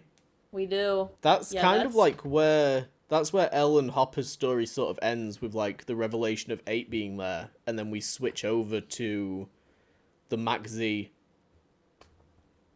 yeah, which and is Vector's big honestly plan. yeah, it's the most high tense moment that they have, which they're trying to get these kids out of the military like base and Yeah. which is so funny. The funniest scene in the whole like 4 episodes we got was when they're like trying to fix the leak and that girl comes in and they're like And for they're on the Mr. floor What's it? together. And she looks over and she sees like the kid's eyes like shoot to her and that shit had me like gasping for air. I like couldn't handle it. Just like the way he looks over and then like disappears. It's like Yeah, yeah. hilarious. My fucking favorite bit was when they were coming up with a plan and they're talking about the tunnels and stuff, and Oh Robin's right. like the Great Escape thing, and she's like Tom, I Dick, and like Harry. And personally, I love Dick. Dick. Love Dick. And they're all fucking looking at each other. What the fuck? But it just keeps going. Don't they talk about like erecting Dick or something? Oh my god, I don't know. I feel like I blacked out. I heard Robin say There dick was and I just couldn't even there connect the was two so dots in my much head. dick talk in that moment, and I remember people being like, people's response to that scene online were like, why is the writing so cringe for this? And I'm like, you're all forgetting that these are teenagers, right? Like, Right. they're of course they're going to be making dick jokes. That's what I when I said earlier like some of the scenes were a little bit corny, I tried to like get over myself because I'm like it's like this is a fun moment. So it can be a little Yeah, bit yeah. corny. This isn't like a stressful moment for them. So they're going to be a little bit funny, a little bit awkward. Like it doesn't not everything has to be like super cool and collected. So yeah, I think it Erica was poisoning that family. oh my god. That was actually a great scene. And Like then a she had the great needle.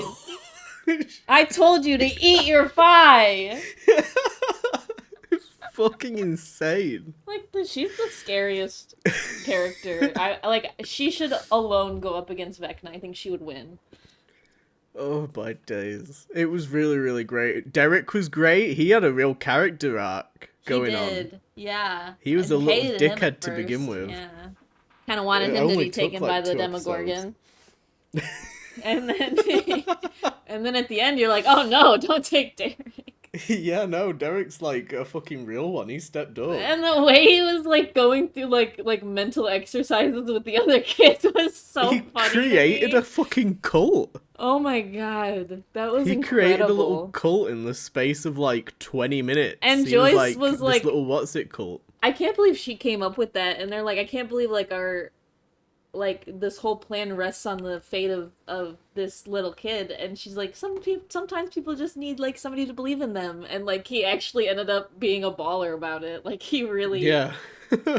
And then at the end, he like comes to their rescue to help with the military guys too. Like I don't know, he was a real one. I do think though it's like difficult when you get to season 5 and you're introducing a new character.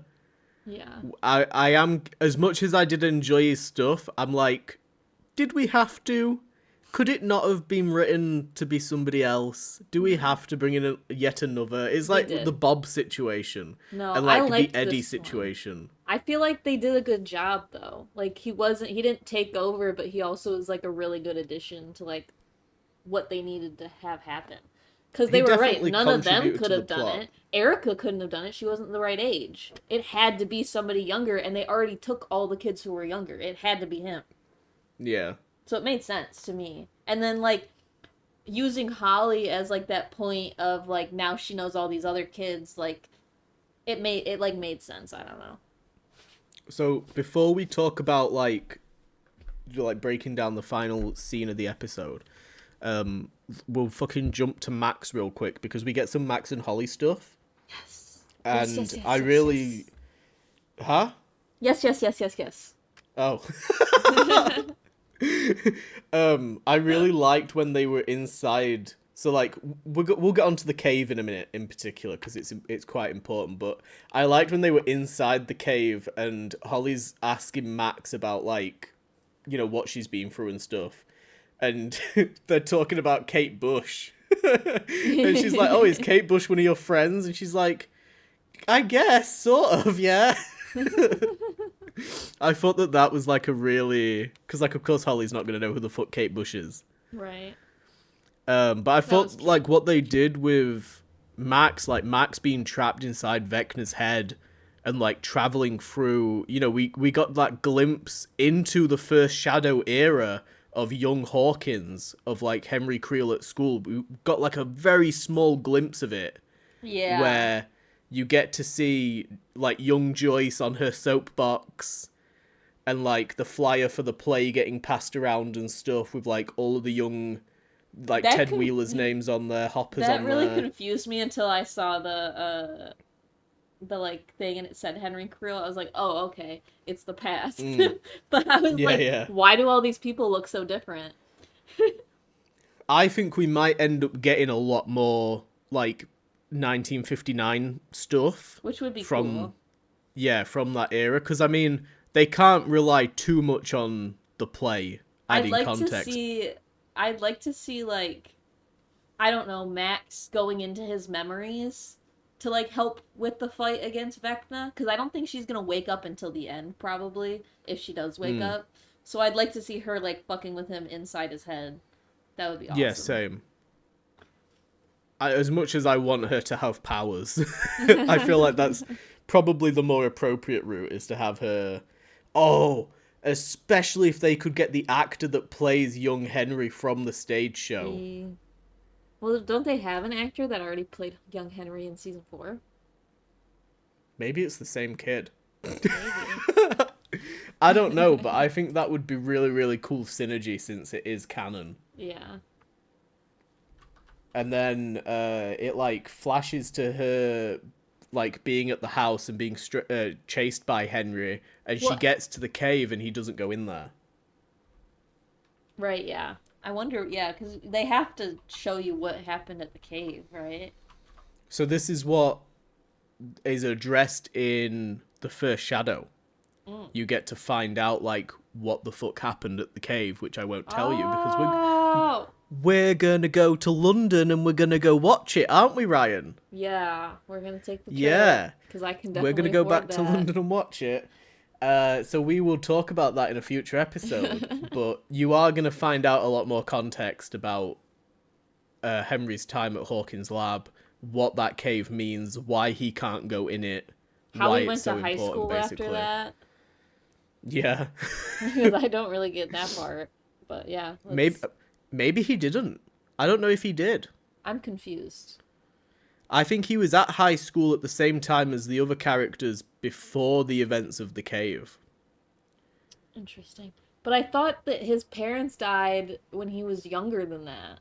And then, or his whole family died when he was younger than that. And then, like, then he was taken in by Hawkins' lab.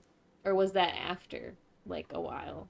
I'm confused. Mm, maybe there is a gap in between Maybe. of like the stuff with his family and then he's like at school struggling with it and then he gets picked up by Hawkins. I don't know. I guess we'll find out. Yeah, we will. We'll just have to fucking wait and see, because we will get the answers. Yeah. There was some people at oh god, I keep on fucking making that mistake. I almost said school. Holy shit! I said people at school. Some people at work. My god. Holy shit. We're talking about like how the first Shadow is like canon and like, you know, limited viewing and stuff, and not everyone's gonna get to see it, even though it's rumored that they filmed some of it for production release.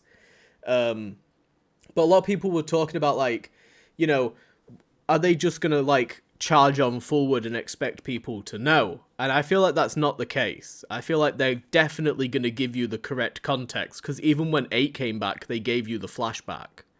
Yeah. They made sure that you were like clued in on what the fuck was going on.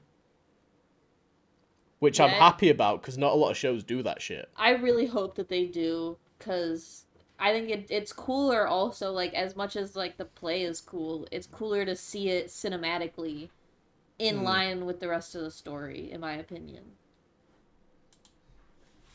Even if it's only, like, the bullet points. They don't have to go totally into it, obviously, because there's only 3 more episodes. But, like, to just hit the points you need and to, like, show it is way cooler. So, I'm looking at the timeline real quick, because we'll end on the final scene and like what happened at the end of the episode. But it takes place in 1959, which is like the first Shadow.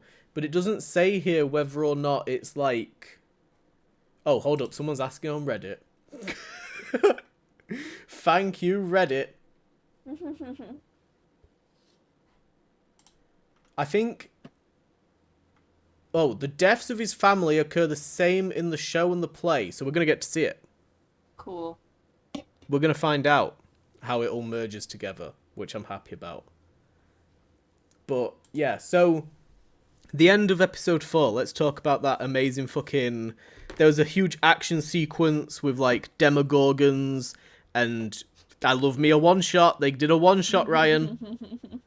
I know you I will one shot. fucking as soon as they were like carrying that camera and there were no cuts, I was like, let's fucking go. And it was really well done. I love a good action one shot that's like a POV one. Like the camera was shaky, it was all over the place, Demogorgons flying around the fucking, you know, flying through the sky. Yeah. It was wild. I was nervous for these people. There There were was so so much many going on. Demogorgons. We've never seen that many Demogorgons at once before. There was like 3 of them going after Robin and the truck. Yeah. With what's his face? There were I 2 can't going remember his after name. Lucas. Murray is his name. Yeah, Murray. And then 2 after Lucas, which I was most scared for Lucas. I was like, he's Yeah. gonna die, bro. There's I did no actually way. think that they were gonna kill Lucas off, to be fair. Oh my god. And we haven't even got the one scene in the trailer, so there's no way they could have killed him off, but I was livid about it. I'm glad I don't know what scene you mean. Good. Yeah, don't worry about it. Don't even worry about it. But yeah, it was tense. There was a lot going on. I even thought that they might have killed Robin at one point, because she'd kind of like the writing of the episode and like the writing of the season for Robin was really strong. She was really like great this season for like supporting Will. And I was like, oh no, she served her purpose. It's time for her to go. No. Do not kill your gays. That's what Stranger I thought Things, they were going to do. Don't kill your gays. But they reversed it. They didn't kill the gays. Yeah. They instead had the gays do the killing. Thank God. Which I don't know if that is better, actually. It is better. It's always better when it happens because gay people do it. It's always better. So they start setting fire to the Demogorgons and, you know, turning the tide. And then Vecna's like, bitch, let me come out here and monologue. He, like, flatlines everyone. Dude. All of the military get fucked. Yeah, he's very scary now. Yeah, and he's got group they got powers. him. Yeah, he's no longer hooked up to the Upside Down. He can walk around, which is scary. When he was talking with Will though, and he was like explaining his the reason he took the kids, and he was like, they're just so much easier to break. I think he's lying. Mm. I don't Or think that he's that's why he's taking kids. misconception. No, I think that he's trying to tell them that it's because they're easy to break to try and break them, but Will's not broken. Will didn't Yeah. break. And he never broke. Like they've been fighting Vecna for years and he's not breaking. So I think the actual reasoning behind this and the reason why Will does what he does at the end is because the children are actually more powerful. Like they have more energy in them. Like children obviously already are like a little bit more in tune to things sometimes. Like Mm. everyone has the stories of like, I don't know, every time you have like a possession movie, it's always a little kid because they say they're more open to the world, right? I think that's Yeah. what this is going to be is like these kids are more malleable for sure because they have a limited worldview, but they're also just more like stronger in energy. And that's why Will was able to take control at that point is because he's stronger. And then getting him as a kid and putting all that in him actually turned him into what he is now. And the same with like, because I mean, they were doing it at Hawkins Lab. They were getting kids, like literal babies, to try and bring up in this environment to activate these powers. You can't just do that with an adult because they're already set in their ways, right? Mm. That's what I think anyway. That's my theory. I think he's a liar. I think he's trying to lead them astray. I want to give you my tinfoil hat theory. Yeah, go ahead. I take your malleable children and I raise you. Don't say. I think it's purely all based off of imagination. Yeah, I think it's that's not so valid. much not so much to do with how affected they are and stuff about the world and stuff, or like how fully formed they are as people or anything, but the show itself started with D&D and has been like a running theme. Every single Yeah. time like they battle a villain of some kind, they name it after a D&D character. You Mm-hmm. know, we've got the Demogorgons, we've got the Mind Flayer. So, and the fucking Fessel Hydra gets name dropped, which I think is coming.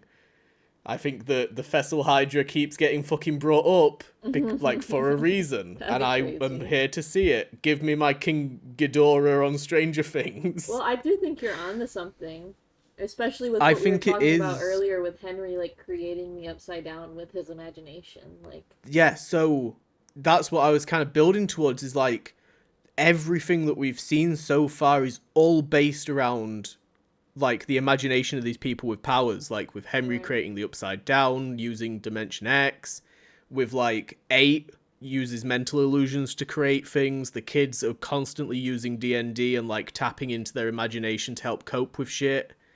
So that's like, I think he's got them because without them, like he's a fully formed person at this point. He's got no imagination basically.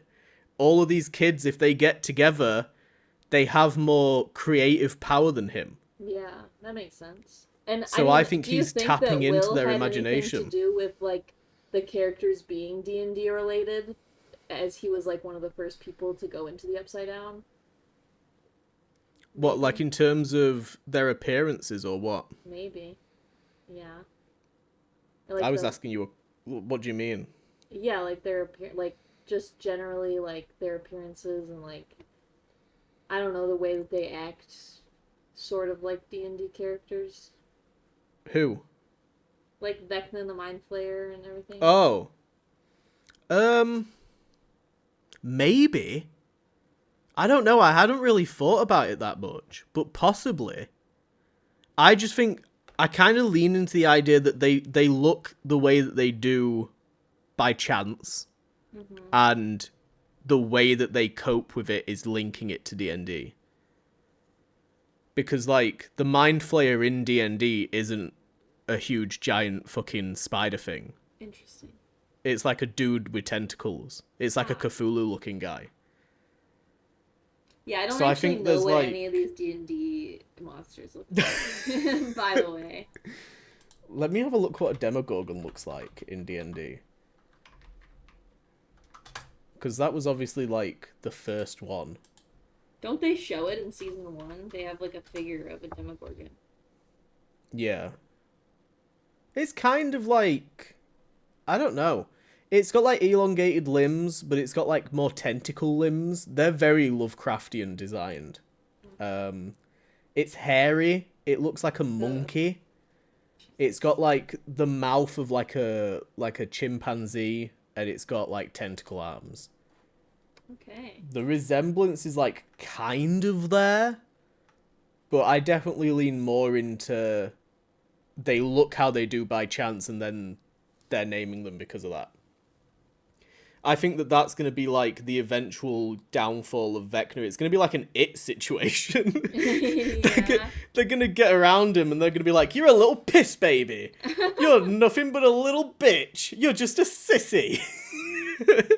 I wouldn't be opposed to that. He's just It going to sounds like a really shrink. good finale. Yeah, it wouldn't be controversial at all. No. But yeah, anyway, we get that wonderful scene towards the end of like Vecna basically telling Will, like, you don't belong here. Your mind isn't made for this world or these people, so you should just fucking come with me.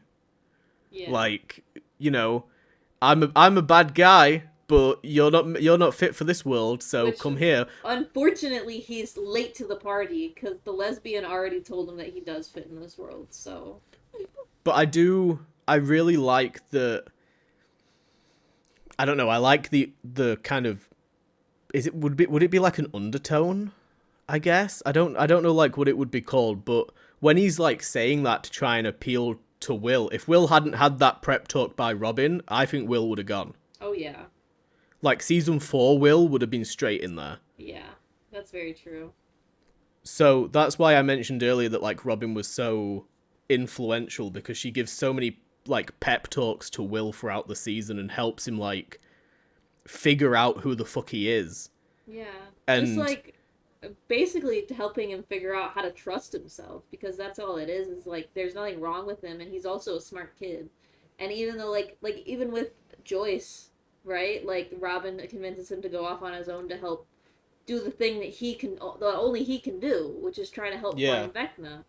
And Joyce doesn't want him to go because she's still thinking about how when her son got like taken years ago, but he's like almost an adult now. Uh he's a what are they called? Young adult. He's a young adult, so he needs like some freedom to help. And all the other kids are able to go out and help. He's the only one because his mom is like, "No, you can't do this." yeah, Like, she's like too busy babying him. yeah, and Robin sees that and is like, "No, like you know what's up. You know how to like protect yourself and you're not like just some kid that needs to be protected, you know? Like I honestly thought we were losing Joyce. really? That moment where she stands up and she's like, "Fuck no, you ain't getting to my Oh son," yeah, and stay then away from Vecna him. like, yeah, and then Vecna like froze her. I was like bated breath, waiting for it to land and be okay. I'm like, oh god, Yeah. please don't land on anything spiky. Right? Oh, that would have been terrible. That would have really Like sent that. us into like a depression until the next couple episodes. Oh my god. Well, that's where my mind went. Was like, oh no, they're gonna kill off Joyce, and then Will's gonna power up. But Yeah. thankfully, we didn't need to kill her off. Thank God. But yeah, they had We just like had the to put his flashbacks. yeah. Oh yeah, the one with Will and Mike. And then with Jonathan and like building the castle. That was so cute. With his little wizard outfit. Oh my god. Yeah, That was so adorable. being a child back in the 80s without TikTok was so much simpler. I bet. I bet. And then yeah, that big reveal as Demogorgons are leaping towards all of the important ass people in this show. You get the reveal that they're being fucking frozen in midair, and then that fucking sick shot of it panning towards Will, and he's like holding his hand out, and it like zooms in on him. I thought that shot was amazing. Yeah, that was really good. It was badass. And then like him controlling them over like that distance, and then eventually doing what Vecna does, which is like, bearing in mind, it's the most powerful that we've seen anybody with powers outside of Vecna. Like, Ella's never done anything like this, No. aside from the helicopter. No, she And that definitely took has a not. lot. Which is So, interesting. Yeah. I wonder if maybe because he hasn't been straining himself, but then it would seem like she should be stronger at this point because she uses her powers more. I think she is, but I think that we're kind of like similar to how Will needed to trust himself and kind of step out of Joyce's shadow and like step away and like take the reins himself. I think we're waiting for Elle to do the same thing because Hopper and Joyce have like a still Helicopter have parent restraint. fucking Yeah, they still mentality. have restraint over Elle, even though Yeah. like when she's doing the training thing, that's a fucking sick little montage of her doing stuff, but they're not letting her go full force. Right. And I I get where also they're coming from with it, but you know, you look at how powerful Will is and you're like, shit, if we could get two of these people. Yeah, but it could be also the reason that he's so powerful is because of his connection to Vecna. Yeah. Because I think Vecna is that's so much a more little bit more powerful. likely. And he's got the real like connection to the upside down. I don't think Elle has that like inherent connection to the upside down. She No, doesn't she's not like she's never been like snatched up, yeah. like hooked up to the spire kind of thing. Yeah. And she can't like see through the eyes of a Demogorgon. She can just find people. So maybe it's just that like not necessarily Will's more powerful, it's just that their like skills lie differently. Cuz I don't know if he'll be telekinetic where he can just move anything. It'll probably only be like upside down related like Yeah. like abilities in my opinion. It'll be interesting to see like where they go with it, kind of like moving forward, whether or not we are gonna get. I want them to just fucking commit to it and give us that like Avengers Assemble moment of Yeah. like all of these powered up kids taking on Vecna. I would like that too. That'd be fun. Just give us the big CGI fight. If it was anybody else, I wouldn't want it, but I'm like, no, we need it. You're doing good with it so far. Keep bringing it. Yeah. When when they're getting the house ready for the Demogorgon to come, you remember that? Mm. Yeah, And they're yeah. like setting the traps and Steve sees the chainsaw. I thought the chainsaw was going to come in a lot more handy and they didn't use it in the way that I thought it was going to be used. Considering I think Hopper that took out a Demogorgon with a sword in season 4, I was like, give me Steve versus a Demogorgon with a I chainsaw. think the chainsaw needs to come back. I think it should be revealed that he kept it in his trunk and that it's in the upside down with them. Please give me the chainsaw back because that would be a sick ass fucking scene. Anybody, I don't care if it's Steve that uses the chainsaw. I just want somebody to use the chainsaw on something. No, I don't want Mike. Well, Mike's not in the upside down, so it would be Well, I'm Dustin. just saying It that would be that let's might give ruin the Dustin the chainsaw. Let's give Dustin the chainsaw and let him go fucking crazy on Vecna, and he's the only one that needs to fight him. Who's your prediction for who might die? Um, I don't know. It's hard for me to predict death. I mean, it doesn't seem like It's it so would be difficult fulfilling. to predict death. It doesn't feel like anything would be fulfilling if somebody died. I don't know. I think it's like when we were talking about The Walking Dead, it's that like Rosita style death where I think somebody is going to die and they've mentioned they don't want to rely on like shock deaths because it's not Game of Thrones, right? But Right. every fucking season some motherfucker dies. Like first season True. it was Barb, second season it was Bob, third season it was fucking Dacre Montgomery, whatever his name is. Hmm. 4 it was Eddie. Like someone's gonna die. I don't think that it should be Steve because I don't think that having No. Dustin lose another like brother figure would be the best option. Maybe Mike should die, and then that solves the whole Oh, the that whole does solve problem so many issues. with the love triangle. But So then I maybe don't know he if I want to do that sacrifices to himself. Nancy. Well, I think Nancy would get over it as long as Holly comes Oh back. yeah, she would definitely get over it. um, I don't know. You Maybe can't really. Hopper, but Hopper died once already, so they can't really do that again. I mean, they can, but yeah, Oh I don't dear. know. I God, the out of everybody, I'm leaning into Hopper, but I don't want them to do another like you said. They've already fake out killed him It would be twice now. if they did it, it would be for real, 100%. They did it twice. Well, they kind of did it in that last episode. They had him going to do that self-sacrifice. Oh well, He was yeah, like, but he "Oh, I didn't brought actually all almost these fucking die. bombs and shit." I can't believe he was gonna blow up eight. That's crazy. Well, he thought it was Vecna. He did think, There was a and lot of kryptonite drop in here as well. yeah, I thought that was interesting. I'm surprised they're allowed to say that. pop culture references. I don't think there's anything wrong with like making references. I think if you actually try to like Do use, something with it. yeah, like then it's a problem. But If they were selling Stranger Things kryptonite. if they literally used a green glowing rock, or Yeah, honestly any then might be glowing an issue. rock to be her kryptonite, maybe. But the fact that it's not actually kryptonite might be for use. Maybe Elle's gonna die. I wouldn't like that. That would be sad.